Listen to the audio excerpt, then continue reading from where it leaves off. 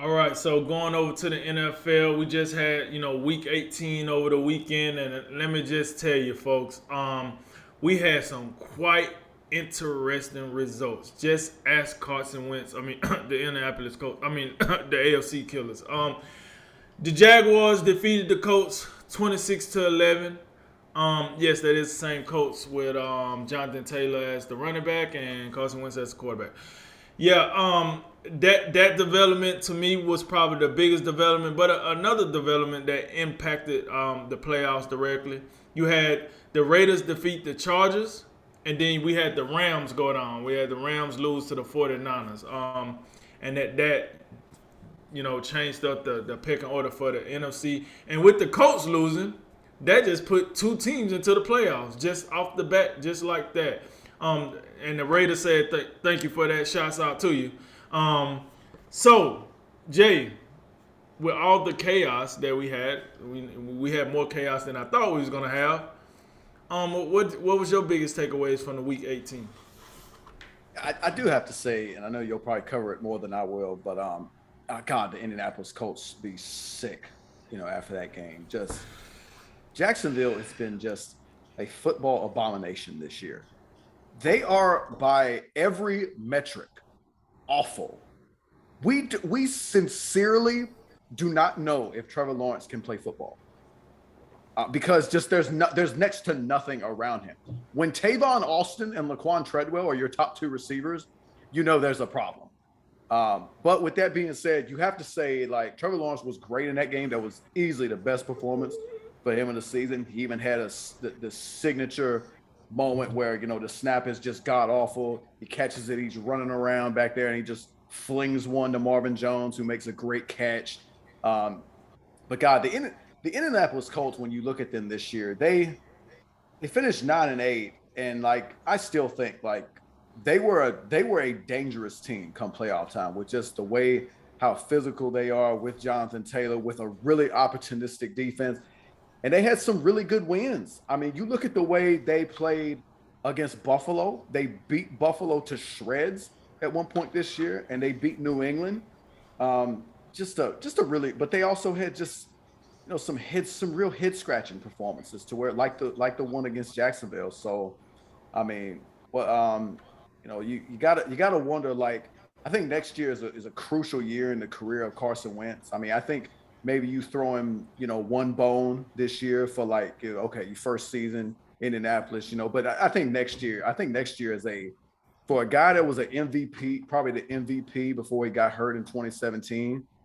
It's time for Carson Wentz to show us something. Indianapolis needs to be a serious contender next season, and we need to see Carson Wentz, play up to that level that he once did. And I don't think there's much excuse for him not to. But outside of that, I really thought, how I feel about the Pittsburgh-Baltimore rivalry. I think it's the best one in the NFL. We got another, Right. a classic slugfest, defensive battle. TJ Watt just running around in the backfield, Cam Hayward pushing the pocket. Pittsburgh did have the benefit of not playing against Lamar Jackson, but I mean, Tyler Huntley's played pretty well in Lamar Jackson's absence. But again, man, it's like, man, we had the Big Ben farewell, game in Pittsburgh, and now it's his last game, for real. And then you have Jacksonville say, "Hey, you want to play one more game? All right, we'll kick this game-winning field goal here, and I guess we'll see Big Ben next weekend, against we'll get into that. We'll get into that on Friday, but slugfest. But again, you talk about, like, for some reason, this just bothers me to no end. Like, there's always these rumblings to me, like when stuff is kind of, a little bit kind of, Pittsburgh has this stretch where like they don't show up for like 4 straight weeks in the first half, and it's like, oh man, Mike Tomlin, you hear them little rumblings about Mike Tomlin's job security, and like, would these people ever learn? The guy doesn't have losing records, and even in a season where it's been tumultuous, they've had a lot of new pieces. I mean, Big Ben obviously ain't the same. The offensive line can't do as much as they do.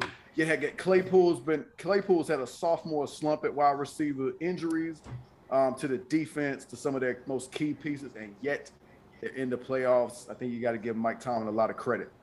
Can you say that stat is probably underrated? Like the people don't appreciate that enough as they should. That man has been there 15 seasons and have zero losing record, a zero losing record season. I think that's underappreciated, man. Yeah, I agree. Yeah, just remarkable consistency. I think you can also say, there's been seasons where you can definitely say Pittsburgh's underachieved, but to still like be able to year in and year out, you would think just by the law of averages, like you'd have a season that's just, oh man, everything went wrong this year. We just couldn't do it. And to me, this would have been the season because a lot went wrong. And this offense was pretty pedestrian most of the year. And the run defense, you look at the run defense rankings and you're like, man, you guys were bad. You guys were not good at like doing a lot. Like they still get to the quarterback. And they did find Najee Harris. I think the offensive line, they got better as the season went along. They still got a lot of work to do, but remarkable string of success. Like even contrast that to Bill Belichick. Bill Belichick had a losing season last year, first without Tom Brady. So it happens. But it hasn't happened to Mike Tomlin yet, and the guys in the playoffs in a season where, I don't think a lot of people believed in Pittsburgh because it looked like they was on their last legs. But another game went to overtime. That was a pretty big consequence. The 49ers needed to win to get into the playoffs because of New Orleans beating the Falcons, and they looked to be in trouble at some point in this game, but they was able to pull this game out. I have to say, Jimmy Garoppolo's had himself a pretty, I got to say, an interesting year. You had, the whole Trey Lance thing, Trey Lance drafted 3rd overall, and, Garoppolo's been in and out a little bit. Trey Lance has played some, but, man, the second half of the season, Garoppolo, he showed up. I think he showed up. He played pretty well. They did, as usual, Kyle Shanahan, much like his Mike Shanahan did back in the day. I mean, they just pulled running backs from the scrap heap or wherever. You got this 6th-round dude, Elijah Mitchell. Just plug and play. Whoever comes in there is running for, 100 yards any given Sunday. So, but we know about George Kittle. George Kittle came back with a vengeance this year, showed that he's a top 2 tight end. In this league, maybe top 3. I think we need to add Mark Andrews in there to him Kittle and Kelsey. I really got to say again. I mean, look, but before I get to the Rams, I do have to say Deebo Samuel. He got to be the most unique weapon in football with all the different things they do. I mean, the guys, he's out wide, he's in the slot, he's in the backfield, he's doing everything. I was gonna say arm and Swiss knife, but then I was like, maybe that's disrespectful to Taysom Hill, so I guess I'll leave that. But he's I don't know if we've ever seen a wide receiver do what he can do. I mean, it's just, Cordell Patterson maybe, because he played wide receiver, now he does running back, but Cordell Patterson could never play wide receiver like Deebo Samuel can. This guy's a legit number 1 receiver. And then, because of all the injuries, Kyle Shanahan's like, hey, Deebo, maybe we put you back there. And he's actually doing something for you. And he's like, well, I guess we'll just keep doing it. The guy ran for 8 touchdowns, a record for a wide receiver. So I just had to give Deebo Samuel some flowers, as you say, because this guy's fun to watch. And you really could see that when the 49ers went to the Super Bowl that, they didn't have a lot of, for Jimmy Garoppolo, outside of Kittle that year, they were really run heavy. But when they did throw the ball to somebody not named George Kittle, you look at Deebo Samuel like, oh, that guy's special. And he's really proven that especially as this season has went along. That was for the most part, that's what stood out to me. I think I might have some thoughts after you talk Raiders Chargers, because that game, I think it's a little sketch the way that ended. And I think the NFL really gonna have to look at this whole games ending in a tie thing, because ain't no way in hell you can have 2 teams that could just come out here and do quarterback kneel over and over and both get in the playoffs. No, that's ridiculous. They got to do something about that. Yeah. Listen, I'm gonna tell you, man. It's funny because anything in life, right? You could find a loophole in, and now you got some GMs or something up there like, hey, we're gonna go for the tie, so we can. He's just to find a loophole with anything. It's crazy. All right, so I just start off with the Jacksonville Jaguars and the Colts, man. Listen, I don't know if the tie matters as much if the Colts win this game. But what in the hell happened there? Like, I remember us talking, me, you, and Cody. We talking before the season, saying, "Yo, listen, the Colts, this is a layup. They're gonna win the division. We don't give a rip about Tannehill. We don't know what Trevor Lawrence gonna do, and the Texans. Come on, like, Yes. do we need to say anymore, right?" And so I remember we having these conversations, and we was pretty much like, yeah, the Colts, this is their division to lose. They're going to come in here with an awesome defense, awesome offensive line. Carson Wentz probably just as much talent he ever had in his career outside of the Super Bowl year. And we didn't even know Jonathan Taylor was going to be the stud he turned out to be. You know what I'm saying? So that was just going off merit of everything else. And fast forward. What the? You didn't even make the playoffs? Not you didn't win the division. Not that Jonathan Taylor wasn't in the MVP conversation. Not that Carson Wentz could have been in the comeback player of the year conversation and he's playing decent. Oh, and to your point, not that you blew out, the Bills and you blew out the Patriots and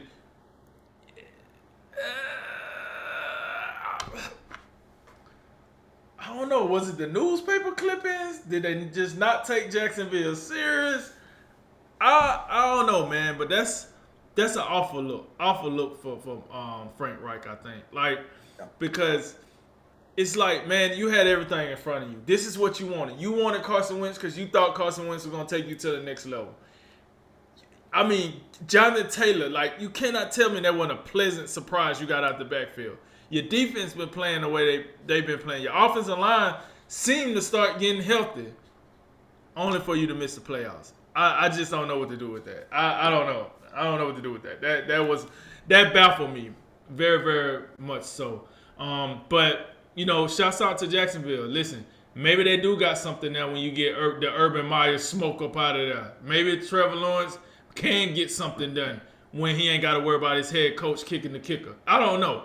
But it seems, with that win, they can do something. So, shouts out to Jacksonville, man. Y'all still need to go to London, but shouts out to y'all. The next game, listen, we talk about the NFC West all the time. NFC West, for me, for sure, I think it's the best division in football right now. That it's been probably the most competitive here within the last 5 years. But listen, the Seahawks, they go out here on their shield. They know for the first time in like a long time they're not really planning to be in the postseason. They wanted to play, I guess, spoiler a little bit, and they came and they gave a valid effort against Arizona, hand Arizona the loss, and which I think in return pretty much gave the division to the Rams when they lost, and then or whatnot. Even though the Rams lost too, but by virtue of both teams losing, the Rams won the division. But I was looking at Seattle, man, and I was thinking in this game, like, what the hell was this? Like, what? Like, come on, man. This is what we thought we was getting right here. Like, Wilson out here willing and dealing, and he running, he looking healthy, he looking good. The offensive line making lanes for him. But then I said, who they playing against? Arizona? Is that run defense again? What Jay at? What Jay at when I need him? That sounds like look like some sorry run defense again. Jay been telling me about this. Let me, but either way, man, Rashad Penny came on for him at the end of the year, which, I'm just like, what in the hell? I thought Rashad Penny was a bust. And then all of a sudden he remember how to run again. Yeah. I mean, I don't know, man. Seattle was a head scratcher because I just felt like this is what we should have been getting all year. And I know Russell Wilson was hurt. I got it. The running back position was a revolving door. The offensive line ain't really, outside of Dwayne Brown, ain't really nothing to sneeze at. But I don't know, man. That just gave me a glimpse of what I thought we was going to see. But over to Arizona. Arizona might be one and done, folks. I'm looking at Arizona right now. I think they might bite the dust in the first round. And we're gonna talk about this more on Friday, so I don't want to jump in it too deep. But I don't know, man. They starting to look like they somewhat fading a little bit. Listen, I thought they was gonna have something for the Cowboys. They didn't. Thought they was gonna have something for Seattle. They didn't. And mind you, this is a team that got smoked, absolutely smoked by the Detroit Kneecap Lions. So, I don't know, man. The Cardinals gonna have to get it together. They looking a little pretendish, as I must say, instead of a contender. They looking like a pretender.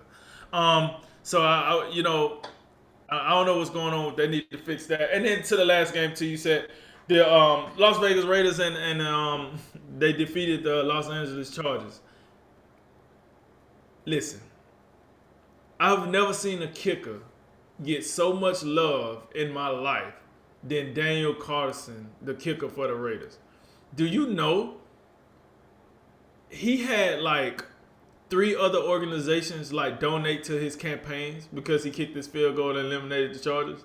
And I think Pittsburgh was one of them, and then I forgot the other 2 right off here, but I know Pittsburgh for sure was one because I was reading the article. And yeah, so this guy became a very popular guy when he made that field goal because he cleared some things up evidently.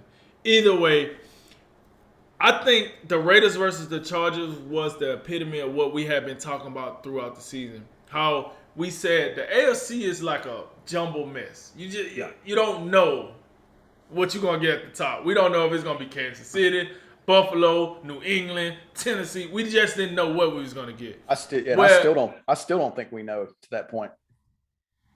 Facts. Like we still figuring it out, right? But the NFC was a little more clear, right? We knew we had 5 teams that kind of separated from the rest of the conference. And then of those 5 teams, Green Bay had kind of pushed themselves away from the other 4, and then et cetera, et cetera. 2 was pretty much in between the Bucks and Rams for the most part. And then 4 and 5 was always between the Chargers and the Cowboys, in my opinion. So, I mean, not Chargers, the Cardinals and the Cowboys, in my opinion. It was pretty set for us. We just wanted to know who was going to be the other 2 teams that got in. And would Green Bay be able to hold on for the first round bye, which they did. But, man, I'm looking at that. And how great was it that game ended up being a contributing factor to the overall hierarchy of the AFC. The AFC going to be crazy. That's going to be a crazy playoff right there. Because most of the teams look a lot more even in the AFC than they do in the NFC. Like, when you're picking your games, you can go to the NFC and say, I take Green Bay in that one. I take so-and-so. I take the 49ers in this one. You can't do that at the AFC. You kind of like, oh, no, man. Buffalo. I don't know about Buffalo and New England. I think for the most part in the AFC, you'd give, like, any team a legitimate shot to, like, pull a quote unquote upset, in wild card weekend, probably the one, like you'd have to say, I think Kansas City and Pittsburgh, I think that'll be a first round matchup. That's probably the one you'd say, oh, Kansas City got that. But I mean, you never know, like maybe Big Ben's going to postpone this thing, another week. But I have to say, just to get back in real quick because I did want to Rams Cardinals real quick. Week 18, the division's still up for grabs.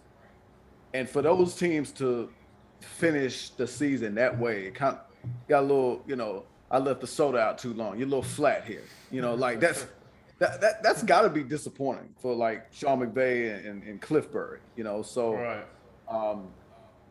It just makes you wonder, like, because the Cardinals and Rams really had really good first halves, and they both kind of, especially the Rams, to my just disbelief, just tailed off in the second half of the season.